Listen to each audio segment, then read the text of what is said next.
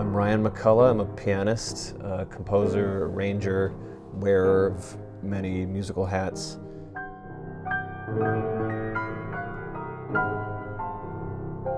Giving a performance this weekend, Saturday, October 23rd, with the wonderful mezzo-soprano Stephanie Blythe at the Balboa Theater in San Diego. We're really excited to be giving this program of songs by the great American lyricist Johnny Mercer.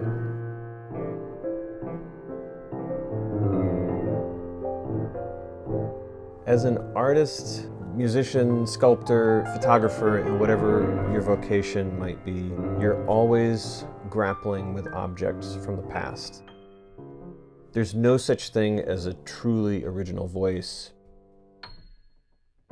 If there's no reference point in a work of art, there's no way for a listener or a viewer to know where innovation has taken place in that artwork, or more specifically, where the individuality of the artist lies, or even if the audience member is encountering art.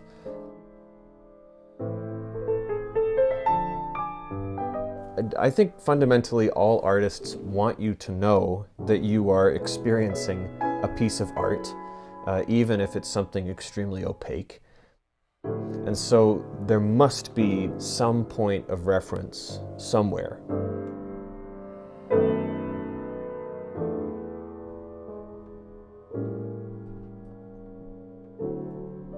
The problem is we're dealing with a very thin tightrope, because when you work with material that everyone knows, there are expectations about how that material should be treated, even very strong emotional attachments and investments to how those materials are treated. The payoff is that if people like what you've done, it's like double jeopardy, you like double your wager. The downside is your wager can completely backfire and tank any investment on the part of the audience, or they'll just, oh, that's not how that song is supposed to go.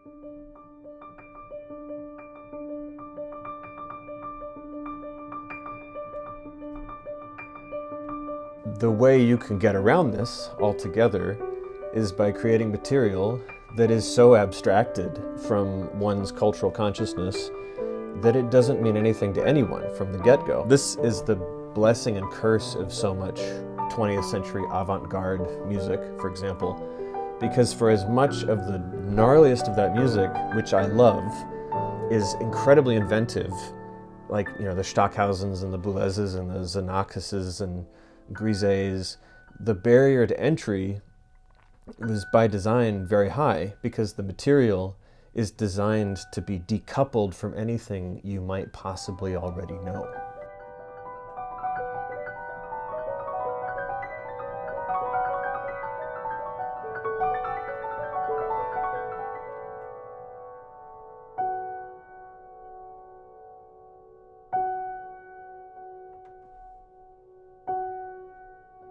So these are all considerations in making musical arrangements, especially of popular songs, and this is something I've been thinking a lot about these last couple of months as I've been preparing for this performance with Stephanie, which I am really, really so excited about, because it's been a challenge in this sense.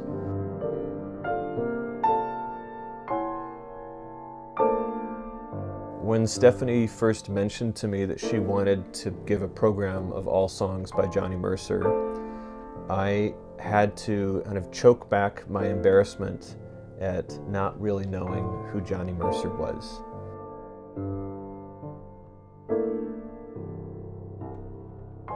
It turns out I knew a heck of a lot more about Johnny Mercer, or at least musically, than I thought I did. I knew a lot of these songs: Jeepers Creepers, Laura, Hooray for Hollywood, Moon River, or at least I kind of had them tucked away in whatever subcutaneous cultural storage I keep old songs in my head. My grandfather was quite the human jukebox and would sing a lot of these songs just kind of to himself. As with my grandmother, I distinctly remember her half humming Jeepers Creepers, where'd you get those peepers? I didn't know what the song was. I didn't know the tune, and not the way she was singing it. It was sort of half-spoken. When Stephanie asked me to play this concert with her, I made this decision to really treat these songs as I had encountered them, sort of as found objects, and to compose arrangements that reflected the way in which these songs exist in a state of aesthetic entanglement with everything else I'm interested in. For a lot of musicians in my generation, this sense of a kind of no-holds-barred relationship to the past is, I think, quite common. 12-tone music can exist unironically in the same space as pop music and country music, so long as you can find ways to define some sort of familial relationship between the two spaces that kind of bring them together to the same table. The interesting thing about Mercer, in this sense, the more time I spent with these 13-odd songs, his poetry is a real grab bag of influences, both musically and culturally, but also socioeconomically and historically.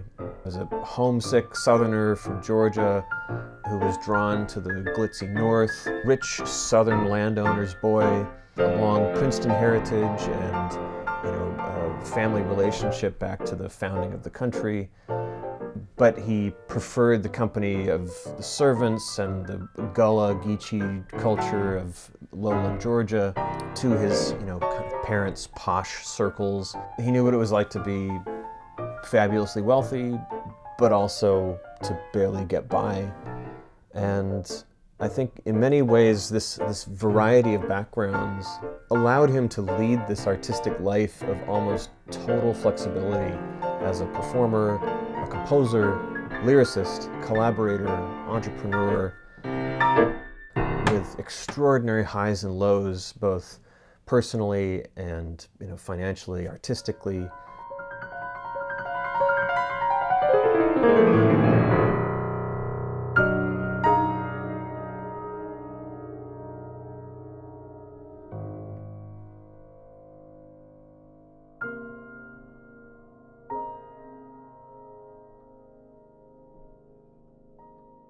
In putting these arrangements together, I didn't want to just honor each song as a kind of snapshot in and of itself, but to also honor the breadth and curiosity of Mercer's output as a whole, while simultaneously trying not to spray musical graffiti on material that people already know and love and, as I mentioned earlier, have this kind of deep relationship with.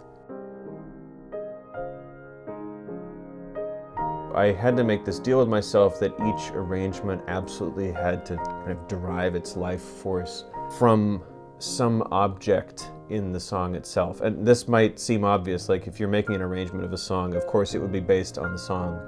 But to try to make every ornamentation, every turn of phrase, anything that I might add as an individual musically to these songs had to somehow come from the song, and not just be stickers that I was tacking on top.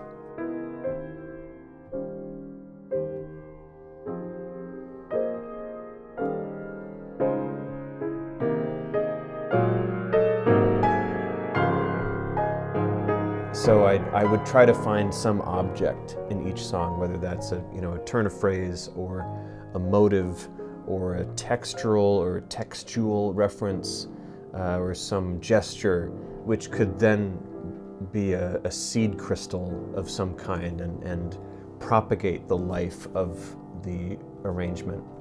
In this sense, I absolutely had to trust the material, and it's been really interesting to me to feel like I'm watching these songs arrange themselves, rather than feeling like I'm building some sort of modern sarcophagus into which I dump the contents of the original song. Writing with Stephanie in mind is absolutely incredible because there is nothing she can't do. In fact, I've been joking with her in recent rehearsals that she is actually Mr. In Between. Is especially apropos following on her performances of Don Jose at Chicago Opera and also her upcoming performances at San Diego Opera of Johnny Skiki. It's a really big risk that she's taking on assuming those roles and really kind of tacking into a place that no other singer really occupies. And that's the thing about these arrangements, is they are for Stephanie. I mean, when in thinking about the specific space that her voice occupies in these arrangements and the way I've had to kind of build the textures around her, I don't think I could transpose these to another key. Another thing that's been amazing is that Stephanie has this really deep relationship with the music of Tin Pan Alley and the American Songbook. And it has often felt to me during our rehearsals that in the best possible way, it was a little bit like attending an informal music history lecture. She just knows so much about this music. Comparison, I feel like I really don't.